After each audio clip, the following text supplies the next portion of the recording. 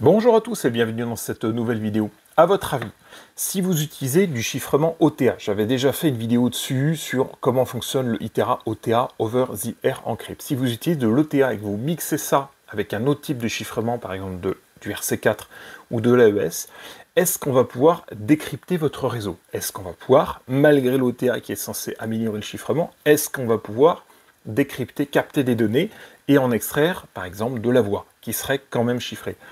Eh bien, la réponse c'est ça dépend, c'est ce que je vais vous montrer tout de suite dans cette vidéo.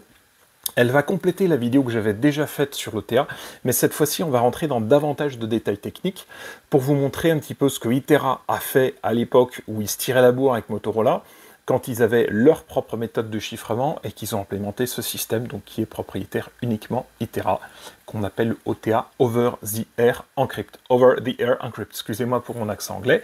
Alors, est-ce qu'on peut décrypter votre réseau si vous utilisez l'OTA plus à côté un dispositif de chiffrement comme de la RC4 ou de l'AES? Eh bien écoutez, je vous montre ça tout de suite, on y va, c'est parti, mais juste avant, générique.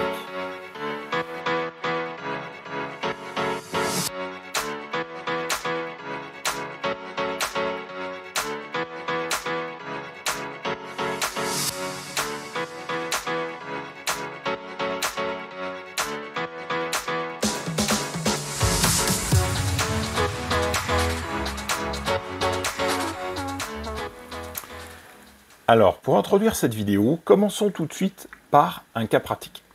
Vous êtes administrateur d'un réseau PMR ou DMR, vous possédez du matériel Itera, exemple, un petit poste comme celui-ci, ou plus récent, j'ai récemment acheté un HP 685, voilà, celui-là c'est un vieux. Vous avez activé toutes les protections à votre disposition, donc vous vous dites, bah, moi je veux que mon réseau soit bien protégé, donc j'active le chiffrement voix data, ici, vous avez mis soit de la RC4, soit de l'AES en 128 ou en 256 bits, et vous avez activé le chiffrement OTA, Over the Air Encrypt. C'est un chiffrement propriétaire Motorola. Et là, vous vous dites, question, est-ce qu'on peut intercepter mes communications? Est-ce qu'un pirate, moi j'ai tout mis, j'ai mis de la super sécurité, est-ce qu'un pirate peut quand même intercepter mes informations et en extraire des données qui permettraient de décrypter le réseau? C'est une excellente question. Eh bien, pour savoir si cette interception est possible, ça va dépendre du mode de chiffrement utilisé. Oui, il y a des modes dans lesquels ça va être plus facile et d'autres beaucoup plus compliqués, et c'est pour ça que je vous fais cette vidéo. Vous avez chez Itera plusieurs modes de chiffrement possibles. Vous avez d'abord les premiers modes qui sont du basique, Itera Basic Privacy, donc c'est un système propriétaire Itera avec une clé de 40 bits, 128 bits ou 256 bits. C'est du basique, quelle que soit la taille de la clé, clairement, ça ne vaut pas grand-chose. Vous avez ensuite le Full Encrypt Itera. Attention, accrochez-vous parce qu'il y a le Full Encrypt Itera et le Full Encrypt DMRA. Le Full Encrypt Itera, c'est ce que Itera, ici, proposait historiquement. Je ne sais pas si vous vous souvenez, Itera et Motorola passent leur temps à se tirer la bourre. Il y en a un qui a un peu copié sur l'autre. Je ne ferai pas de la vidéo n'est pas du tout orientée là-dessus, sur ce qui se passe entre Motorola et Itera. Je vais rester neutre sur le sujet, mais à l'époque où Motorola et Itera passaient leur temps à se tirer la bourre, Itera a fait ses propres algorithmes de chiffrement, qu'on appelle le Full Encrypt Itera, ici, et Motorola avait fait son propre algorithme de chiffrement, à l'époque, donc c'était le chiffrement Motorola. Depuis quelques années, la DMRA Association, a décidé d'adopter le chiffrement Motorola comme étant le chiffrement de référence pour les produits DMR. Alors, je ne sais pas si c'est Motorola qui l'a imposé, la DMR Association, je ne sais pas du tout comment ils ont fait, toujours est-il que le chiffrement de Motorola est devenu le chiffrement de référence de la DMRA. Donc aujourd'hui, quand vous avez un appareil qui est compatible DMRA au niveau du chiffrement, ça veut dire que les chiffrements sont compatibles avec Motorola, qu'ils utilisent le système Motorola, qui est sous brevet Motorola. Et quand on regarde la différence entre le Full Encrypt Itera et le Full Encrypt DMRA, ils utilisent exactement les mêmes algos. ARC4, avec des clés de 40 bits dans les deux cas. Ici, Itera c'était 40 bits, Motorola c'était 40 bits aussi. Itera a fait de l'AES 128 bits, je ne sais pas pourquoi. Motorola, lui, a directement utilisé du 256 bits, évidemment, que Itera proposait aussi ici.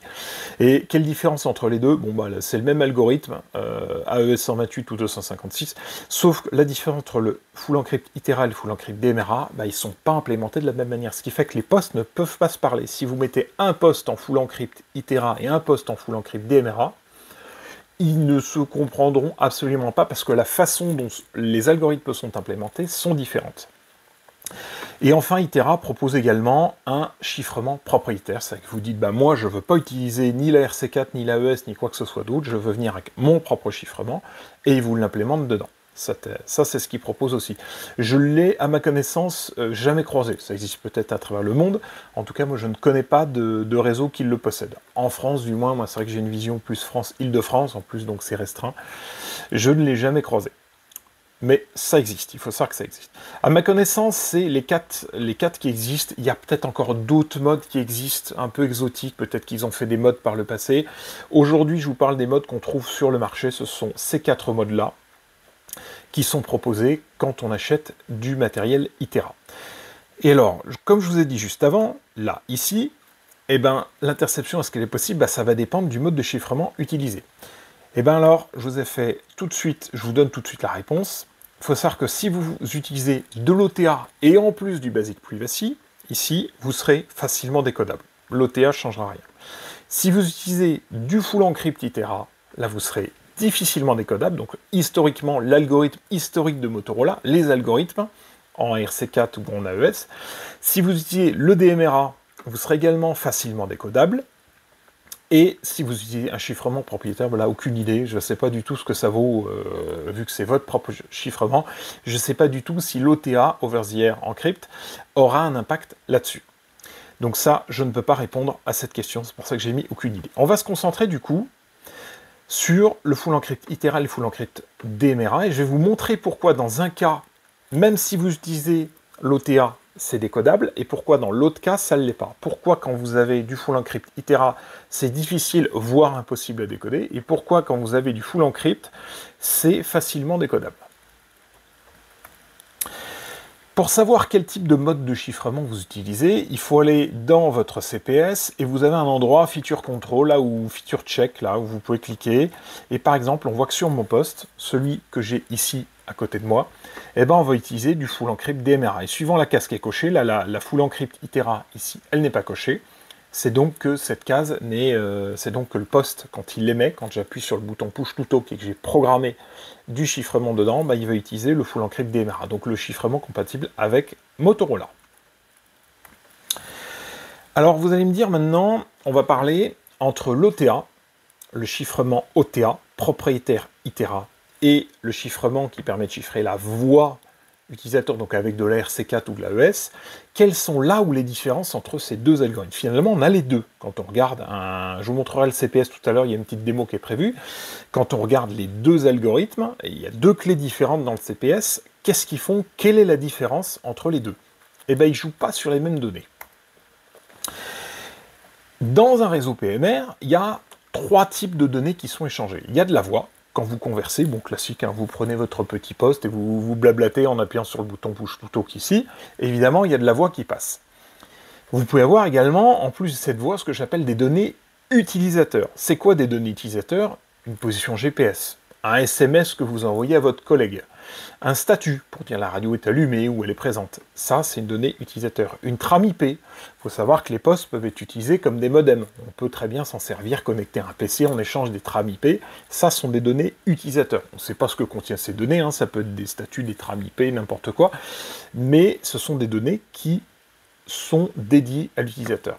Et vous avez un deuxième type de données ici, les données de signaling. Les données de signaling, qu'est-ce que c'est? C'est tout ce qu'il y a, toutes les métadatas qu'on va trouver autour de la transmission de la voix ou des données utilisateurs.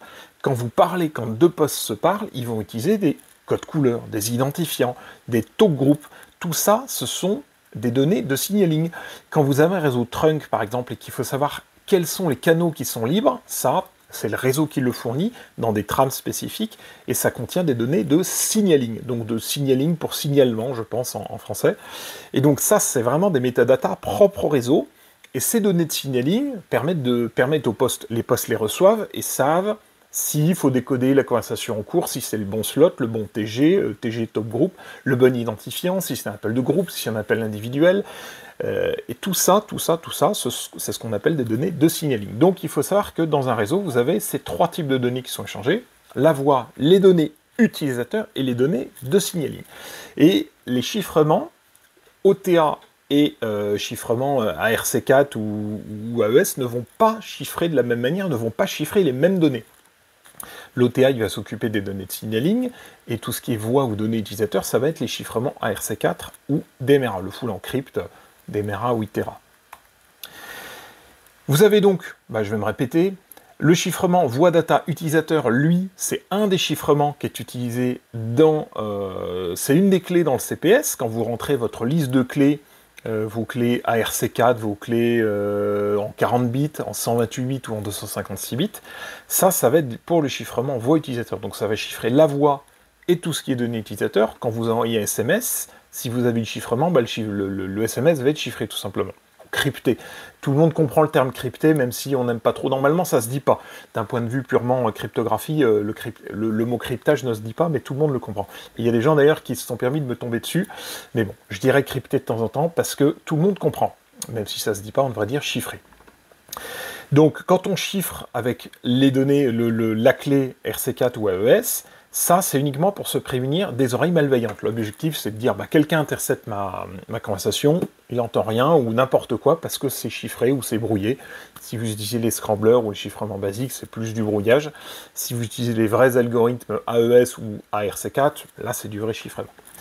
Et l'OTA, Over the Air Encrypt, lui, il va uniquement brouiller ou chiffrer les données de signaling, donc tout ce qui est talk group, les identifiants, les vecteurs d'initialisation, tout ce qui est données purement de signaling réseau, donc ces fameuses métadatas qui passent en plus, il va les brouiller.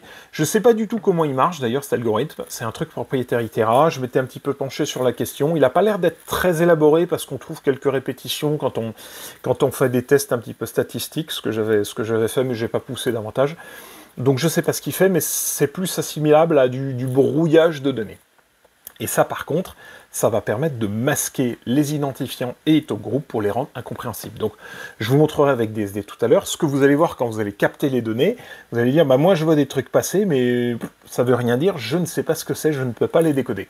Et donc, c'est typiquement à ça que sert le chiffrement OTA. Donc voilà la vraie différence entre le chiffrement de la voix d'un côté ou des données utilisateurs et le chiffrement OTA, donc le chiffrement des données de signaling de l'autre côté. Ils chiffrent pas du tout les mêmes données. Maintenant, regardez un petit peu, analysons le contenu des trames DMR. À gauche, ici, vous avez une trame voix. Une trame voix, c'est quoi? C'est 108 bits de voix. Ici, un ENB, ça veut dire embedded de... je sais plus quoi, ENB, donc CC, ça contient le code couleur, PI, privacy, je crois que c'est Power Indicator. Et LCSS, c'est pour savoir je crois que c'est le numéro de la trame qui est envoyé, si je me souviens bien. Donc vous avez en tout 2 fois 108 bits de voix, et au centre, vous avez soit une synchro de 48 bits, soit un champ embedded signaling. Là, en l'occurrence, il s'agit, pour cet exemple, il n'y a pas la synchro, c'est une autre trame, la synchro, c'est la première trame.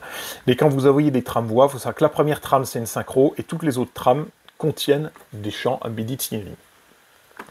À droite, vous avez un autre exemple de données de trame data qui ne contient que des données de signaling. Par exemple, le Voice LC Header. Le Voice Header, c'est ce qui se passe au moment où vous appuyez sur le bouton, la PTT, quand vous allez parler. Le poste va envoyer un ou plusieurs Voice Headers pour dire aux autres, attention, je vais parler, réveillez-vous. Ça permet de réveiller le relais également quand vous avez un relais, ou en mode direct, ça permet de réveiller les autres postes. Et vous allez voir que dans un cas, on va chiffrer ces données-là, et dans l'autre cas, en fait, on ne va pas chiffrer les mêmes données. Regardez, quand on utilise un chiffrement voix data utilisateur avec une clé ARC4 ou AES ou le chiffrement propriétaire, parce que Motorola ITERA propose également du chiffrement propriétaire, là on va chiffrer véritablement ces données, cette voix. Voilà, quand vous parlez, ces données vont être brouillées, mais celles-ci restent en clair. Et quand on utilise de l'OTA, on va brouiller ça. On va brouiller ce système-là, ici, ou ce champ-là, ici. Donc évidemment, là, c'est représenté ici, à partir du moment où celui-ci, là, est brouillé, dans le info ici et dans le info là, ce sera brouillé. Ce qu'on va capter, ce sera du n'importe quoi. Donc l'OTA, c'est un surchiffrement ITERA, c'est un truc propriétaire, c'est pas du tout dans la norme, c'est pas du tout standard. Ça va chiffrer toutes ces données de signaling. Donc cette partie-là, dans les trames data, et dans les trames data, data qui contiennent du signaling, et cette partie-là dans le champ embedded signaling quand vous avez de la voix. Voilà, il faut vraiment distinguer, ça chiffre pas du tout les mêmes données. Et c'est ce qui va en faire d'ailleurs que dans un cas, c'est décryptable, et dans l'autre, ça ne l'est pas. Vous allez me dire maintenant, pourquoi est-ce qu'on peut décoder facilement du chiffrement full encrypt DMRA, donc celui qui est compatible Motorola, et pas le full encrypt Itera, le full encrypt historique d'Itera? Eh bien, à cause de la position des vecteurs d'initialisation. Hein, et oui, alors normalement j'ai perdu tout le monde, ceux qui ne connaissent pas la cryptographie vont me dire, c'est quoi un vecteur d'initialisation? Explication très simple. À quoi sert un vecteur d'initialisation? C'est un nombre, ici, qu'on va utiliser, qu'on va générer de façon aléatoire en début de transmission. Au moment où vous appuyez sur le bouton PTT, là, le poste va générer un vecteur d'initialisation aléatoire, un nombre. Il va mixer ce nombre avec la clé secrète. Vous avez donc d'un côté votre clé secrète, de l'autre votre vecteur d'initialisation, et tout ça vous le mixez dans un algorithme de chiffrement. Là en l'occurrence ça va être du RC4 ou ARC4 ou bien de l'AES, 128 bits ou 256 bits suivant la compatibilité, la clé que vous avez choisie. Tout ça vous le mixez entre eux, ça va vous sortir un keystream. Ici un keystream, c'est-à-dire un flux de bits, un flux de chiffrement, je ne sais pas comment on pourrait dire, mais ce flux de chiffrement, c'est ce qui va être utilisé pour chiffrer les données de la voix. Vous parlez dans votre poste, ici, vous prenez votre poste, vous allez appuyer sur le bouton, blablabla, blablabla. Il y a un vocodeur, ici c'est le DVSI AMBE+2, qui va compresser la voix, donc il va éliminer les fréquences dont il n'a pas besoin. L'objectif, c'est de la faire passer dans seulement 3600 bits par seconde, si je me souviens bien. Donc, vous imaginez, hein, une qualité CD, c'est 48 kHz, 24 bits, et là, on est sur du 16 bits, on est sur un équivalent 8 kHz, 16 bits, quoi. Donc, on est sur un débit tout petit, minuscule. Pour l'objectif, c'est que ça passe dans du 3600 bits. Ce vocodeur, il va générer des trames. Des trames, il va générer des bits. Et on va mixer le keystream qu'on vient de générer avec les bits en utilisant un OR exclusif, XOR, Exclusive OR en anglais. Et tout ça, on va le balancer sur le réseau. Donc ce sera la voix chiffrée. On aura mixé d'un côté le keystream avec ce qui sort du vocodeur, le exclusif sort un flux chiffré. Et évidemment, pour qu'un récepteur il puisse le recevoir, il va falloir qu'on lui envoie l'IV, le vecteur d'initialisation. C'est à ça que sert le PI header, le privacy header. On envoie les voice headers pour dire réveillez-vous, on envoie le privacy header en disant je vais utiliser tel vecteur d'initialisation, donc initialise-toi avec ce vecteur. Et cet IV, il part en clair sur le réseau. Vous allez comprendre, retenez bien ça parce qu'il a une importance capitale. Et les postes vont recevoir le vecteur ici, et ils vont faire exactement la même opération, donc ils vont l'injecter dans l'algorithme, ils connaissent la clé, les clés secrètes sont partagées, on le mélange dans l'algorithme AES ou RC4, pour générer le même keystream, et on décode la voix. En fait, le exclusif, il marche dans les deux sens. On code avec et on décode. C'est ça qui est génial avec cette opération booléenne, c'est que ça marche dans les deux sens. On peut coder, donc on peut chiffrer, déchiffrer, en utilisant le même keystream. On obtient exactement le même résultat avant et après. Donc voilà, l'objectif de ce vecteur d'initialisation, ici, ça va être de tourner régulièrement. Par exemple, sur le chiffrement DMRA, il change toutes les super trames, donc toutes les 360 millisecondes, il tourne. Il change de valeur, il a une nouvelle valeur, il suit une logique avec un LFSR, je ne vais pas rentrer, je ne l'ai pas représenté ici, mais on peut prédire le vecteur d'initialisation suivant, et ça va permettre du coup de changer ce keystream. Et en changeant ce keystream, si jamais on a un vocodeur avec toujours les mêmes données qui rentrent, comme le keystream ici il change, en sortie, ça va permettre de générer des bits différents. Et donc ça complexifie le décodage. C'est pour ça qu'on utilise les vecteurs sur les chiffrements avancés, et sur les chiffrements basiques, il n'y a pas. Ça ici, là, il n'y a pas de vecteur. Voilà, donc je vous ai dit juste avant, peut-on décoder facilement du chiffrement full encrypt DMRA et pas du full encrypt Itera? À cause de la position des vecteurs d'initialisation. Donc normalement, vous savez ce que c'est qu'un vecteur d'initialisation. Ce vecteur, ensuite, il va falloir l'injecter dans les trames. Donc par exemple, je vous ai représenté ici une super trame voix, elle fait 360 millisecondes. Il y a en tout 6 trames voix. Et ce qu'on peut voir, c'est qu'il va falloir injecter en fait ce vecteur, un petit bout de vecteur dans chacune de ces trames voix, pour qu'ensuite un récepteur puisse le reconstituer et décoder proprement. Et en fait, suivant qu'on utilise du full encrypt Itera ou du full encrypt DMERA compatible avec Motorola, eh ben, les vecteurs d'initialisation ne vont pas être aux mêmes endroits et c'est ce qui va permettre de décoder plus facilement votre réseau. Regardez comment sont répartis les IV dans une tramvoie. Là, vous avez par exemple la tramvoie, hein, celle-ci que je vous ai montrée ici. Là. Prenez par exemple le burst B, C, D, E ou F. Pas le A. Le A, il contient une synchro. Hein, ici, le A, ici, à cet endroit-là, il y a une synchro qui est fixe. Par contre, les bursts, ici, B, C, D, E ou F, eux, ils vont contenir un champ embedded signaling et de chaque côté de la voie. Et qu'est-ce qui va se passer?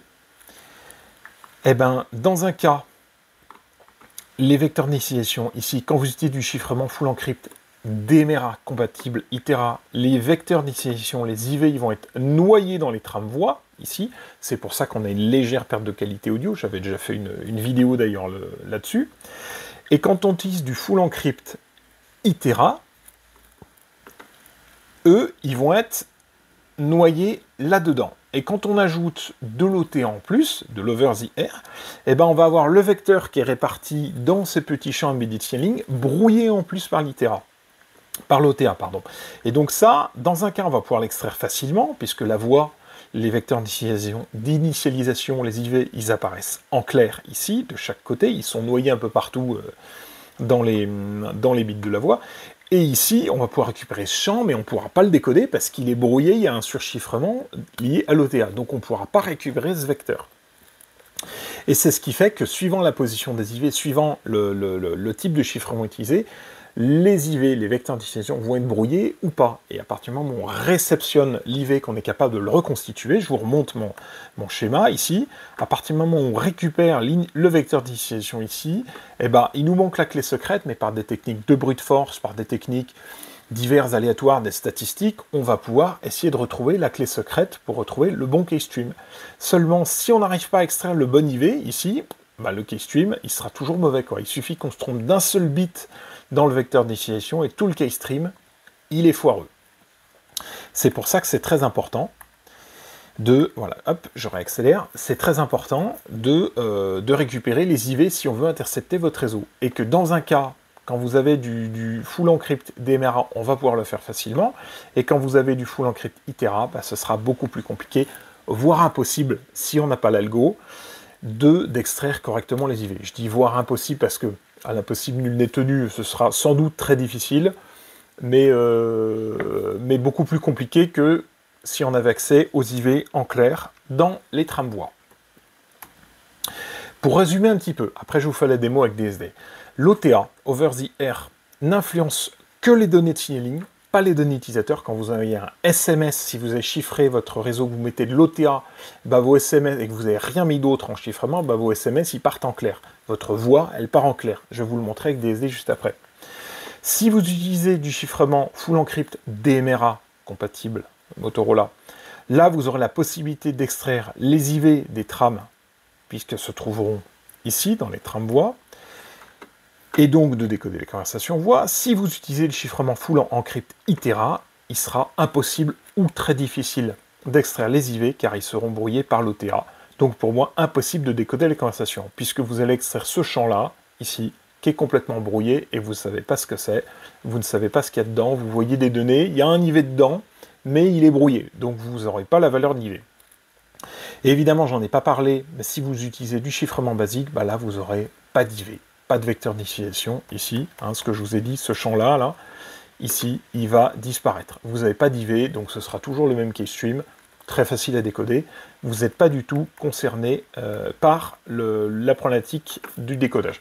Et là, très facile à décoder dans tous les cas. Maintenant, je vous propose une petite démo d'extraction des IV avec DSD. J'ai programmé des canaux, comme je vous ai dit tout à l'heure, sans OTA, en clair, sans OTA, avec OTA, avec du chiffrement sans OTA, avec du chiffrement avec OTA, et vous allez voir ce que ça donne dans DSD. Donc c'est ma version privée de DSD. Je vais vous montrer qu'on peut forcer, alors c'est ma version que j'ai codée explicitement pour ça, on peut forcer un logiciel de décodage, l'extraction des IV, donc il ne voit rien, il ne comprend rien à ce qu'il décode, mais on va lui dire, tu vas me chercher les IV, tu me les décodes. Et à partir du moment où on a les bons IV, on peut remonter à la clé et on peut décoder le réseau. Donc c'est l'objectif de cette démo, c'est de vous montrer ça sur du chiffrement DMERA. On y va, c'est parti, je vous montre ça tout de suite. Alors, j'ai programmé dans mon poste différents canaux. Vous pouvez voir ici les deux types de clés dont j'ai parlé. Vous avez d'un côté les clés, ici la liste des clés que j'ai programmées qui vont chiffrer les données utilisateurs ou la voix. C'est ces données-là, avec des clés de 10 caractères, 32 ou 64, donc ça fait 40 bits, 128 ou 256 bits. Et ici, vous avez Over the Air Encrypt, qui sont les autres clés. Donc j'ai programmé différents canaux. Certains qui n'ont pas de OTA, qui sont en clair, avec OTA, sans OTA. Par exemple, on voit Over the Air Encrypt Type ici, on va utiliser la clé OTA 1. Et puis j'ai fait différentes clés. Alors, on les fera peut-être pas toutes parce que la vidéo est déjà un peu longue, mais on va se concentrer principalement sur l'ARC4 ici. Donc ARC4 par exemple en clair, hein, ici j'ai programmé du full encrypt ITERA, du full encrypt DMRA. Quand on voit feature control ici, on voit bien que la case full encrypt ITERA n'est pas cochée et qu'on a la full encrypt DMRA qui est cochée. Donc on va se pencher sur du chiffrement des systèmes en clair, enfin la voix en clair sans OTA, avec OTA, ensuite avec du chiffrement tout seul mais pas d'OTA, et ensuite avec du chiffrement et de l'OTA. Et on va voir les différences. On y va, c'est parti. J'ai mon SDR Sharp qui est lancé, je vais lancer mon DSD, par exemple en clair. Commençons par lancer la commande en clair.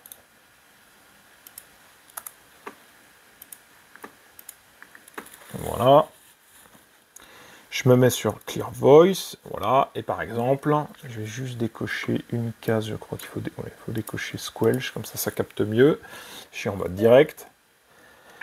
Test, 1, 2, 3, 4, 5. 1, 2, 3, 4, 5. 1, 2, 3, 4, 5. Ça marche très bien.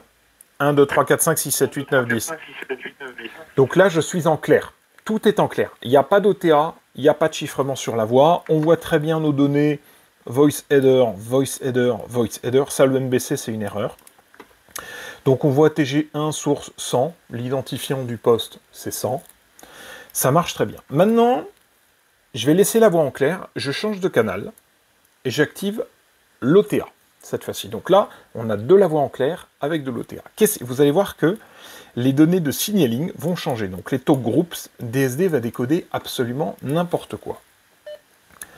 Test avec de l'OTA. C'est bon, on entend bien.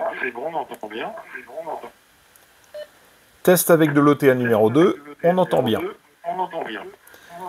Et alors là, qu'est-ce qui se passe? On voit qu'avant, on avait les identifiants ici qui passaient en clair. Très bien, clear unencrypted call, ok, ok, ok. Et là, on a n'importe quoi. Au talk group, vous voyez, on est passé de 1 à, c'est quoi comme nombre? C'est 13 574 346. Truc qui veut rien dire. Ici, pareil, on en a un autre. Bon, ça, je pense qu'il y a une petite erreur de décodage, c'est le tout premier. Vous voyez qu'en fait, que fait l'OTA? Eh ben, il va brouiller complètement toutes ces données de signaling. Et là, on a n'importe quoi. Et on a même DSD qui nous dit, bah, le FEC ici, la correction d'erreur, j'ai pas réussi à le corriger, et le CRC, évidemment, il n'est pas bon. Ça veut dire que l'OTA, il a tout englobé, il a tout brouillé, y compris le CRC de la trame, donc c'est un truc qui est propriétaire ITERA.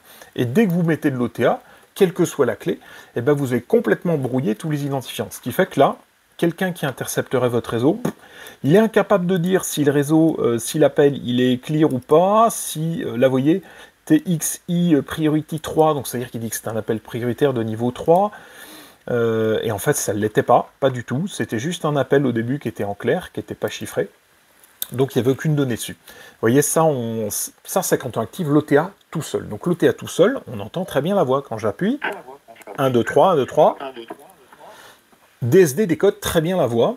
Il va évidemment afficher n'importe quoi en termes de données de shielding, parce que ce qu'il capte, il va dire, bah, moi je veux bien essayer de te les déchiffrer, mais les CRC sont pas bons, la correction d'erreur est pas bonne, donc je t'affiche ce que je peux afficher, et ce sera pas bon. Et là, pareil, au milieu des trames voix, il affiche n'importe quoi. Il dit, bah moi, il envoie une trame, je la connais pas, je sais pas ce que c'est, FLCO, c'est un opcode qui est inclus dans les données de shielding voix, et il dit, moi je sais pas ce que c'est. Alors que quand vous étiez en clair, là ici, l'opcode, il permettait de dire, bah, c'est TG1 et source, l'identifiant du poste c'est 100, et ça marche très bien. Et là effectivement, DSD sort pur. Maintenant, qu'est-ce qui se passe? Si on met de l'RC4, quelqu'un qui veut... Alors, je n'ai pas rentré la clé dans DSD, mais quelqu'un qui voudra décoder de la RC4, 1, 2, 3, 1, 2, 3, 1, 2, 3. il va capter un truc comme ça. Vous voyez, il va rien entendre. Donc là, je suis en clair, clairement. Donc j'ai dit, bah voilà, j'utilise de l'RC4, taux groupe 1, TG100, encrypted call. On voit bien un PyHeader passer, le privacy header dont je vous parlais tout à l'heure, c'est là qu'on envoie le fameux vecteur d'initialisation, qui se trouve ici, et ce fameux vecteur d'initiation qui va changer à chaque supertrame, ici. Chaque fois qu'on change de trame. Donc là, très bien, il y a de l'RC4 d'un côté, mais il n'y a pas d'OTA de l'autre. Donc on a de l'RC4, donc là, on peut intercepter la voix. Je vais couper ça, je vais juste appeler celui-là, ouais, c'est ça, on va pouvoir prendre celle-ci, toc, paste, hop, donc là j'ai dit, la clé c'est 1, 2, 3, 4, 5, 6, 7, 8, 9, 0, c'est la clé que j'avais mis ici, hein, et là vous allez voir que on décode bien la voix. Donc là cette fois-ci j'ai la RC4 activée, DSD va décoder la bonne clé, mais je n'ai pas d'OTA. Test en RC4. La RC4 est correcte. Hein, voilà, ça marche bien. 1, 2, 3, 4, 5, 6, 7, 8, 9. Parfait, on entend très bien. Donc là, il n'y a pas d'OTA, donc on se dit, bah génial, là, quelqu'un peut vous intercepter. S'il a les capacités de brute force, il peut vous décoder. On peut extraire les bons IV, on les a. Maintenant, je ne change pas la clé, je change juste de canal. Cette fois-ci, j'active l'OTA en plus. Donc vous avez la même clé à RC4 d'un côté, et l'OTA en plus. Et là, vous allez voir que DSD va être complètement paumé. J'appuie. Test en RC4 numéro 2. Ah bah s'il y arrive quand même. 1, 2, 3, 1, 2, 3, 1, 2, 3. Ouais, il n'y arrive pas tout le temps. 1, 2, 3, 4, 5, 6, 7, 8, 9. Ouais, je sais pourquoi. Donc là, j'ai appuyé 3 fois sur le bouton PTT, et ce qu'on voit, c'est que la première fois, le PyHeader DSD, il a réussi à récupérer un IV qui valait quelque chose, et il a réussi à se resynchroniser. C'était assez bizarre d'ailleurs, je n'ai pas compris pourquoi, parce que dans mes tests précédents, il n'y arrivait pas. Qu'est-ce qui se passe? Là, j'appuie.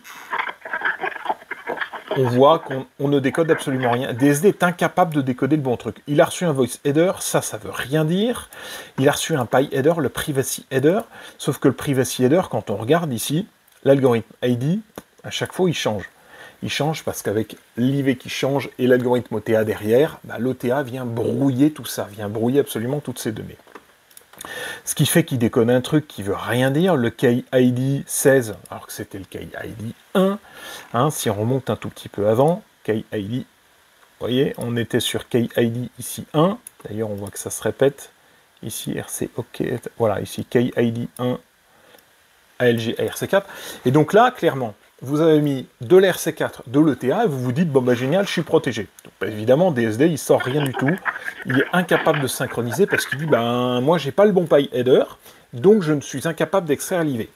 Cette fois-ci, je vais appeler DSD avec une commande spécifique en disant, je ne vais pas lui dire il y a de l'ETA, je vais lui dire, il y a des vecteurs d'initialisation dans les tramvoies, ils apparaissent en clair, je veux que tu forces la lecture de ces tramvoies, que tu m'extrais le vecteur d'initialisation, et que tu me joues quand même l'audio avec la clé que je vais te passer. Alors là, je triche, je connais la clé, mais quand je vois passer du son comme ça, ou à l'oreille, je sais que c'est chiffré, je me dis, tiens, on peut peut-être extraire les vecteurs d'initialisation comme je vous ai montré avant, et ensuite, on va pouvoir remonter jusqu'à la clé par des techniques de brute force, ou des techniques d'attaque diverses, qui vont permettre d'y remonter. Et donc là, cette fois-ci, toc, toc, toc, voilà, c'est ça que je cherchais.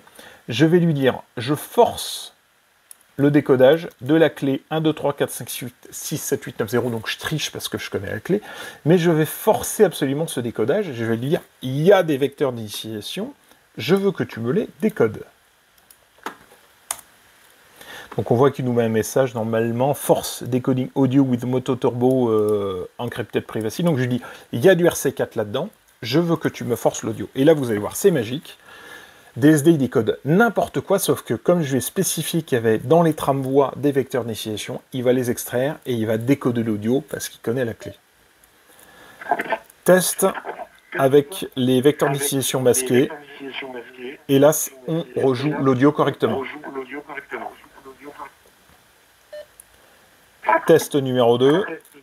Et ben c'est bon, ça fonctionne correctement. Donc, qu'est-ce qui va se passer là? DSD, le PyHeader, le premier PyHeader, là, il va décoder n'importe quoi, ici. Donc le vecteur d'initialisation ne sera pas bon, mais comme les prochains vecteurs sont prédictibles et qui sont noyés dans les tramvoies, je vais lui dire, dans les tramvoies que tu vas recevoir ici, tu vas forcer l'extraction, tu vas aller chercher les bons bits qui vont bien, tu vas me reconstituer un vecteur et tu vas me décoder le truc. Et c'est ce qui fait qu'on arrive à entendre, malgré le fait qu'on ait mis du chiffrement d'un côté et de l'OTA de l'autre. Parce que l'OTA, quand vous utilisez du DMRA, eh ben, il ne chiffre pas tout, il ne chiffre pas les vecteurs d'initialisation. La démo que je viens de vous faire, si j'avais fait du ITERA full encrypt, elle n'aurait pas été possible, puisque les IV, les vecteurs d'initialisation qu'on a extraits ici dans les trams, on ne les voit pas là. C'est le logiciel qui le fait derrière. Et ça n'aurait pas été possible parce qu'il y aurait une surcouche d'OTA par-dessus. Ça aurait donné exactement ça. On aurait dit, bah voilà, on capte des trucs, a priori, il y a peut-être un vecteur ici, mais je ne sais pas du tout lequel c'est. Le vecteur, il aurait été surchiffré par de l'OTA et on n'aurait jamais pu décoder la voix, on n'aurait jamais pu remonter jusqu'à la clé secrète grâce à ça. Voilà, c'est ce que je voulais vous illustrer au travers de cette petite démo qui, j'espère, vous a plu. Retour au PowerPoint. J'espère que cette démo vous a plu. Nous arrivons du coup à la conclusion.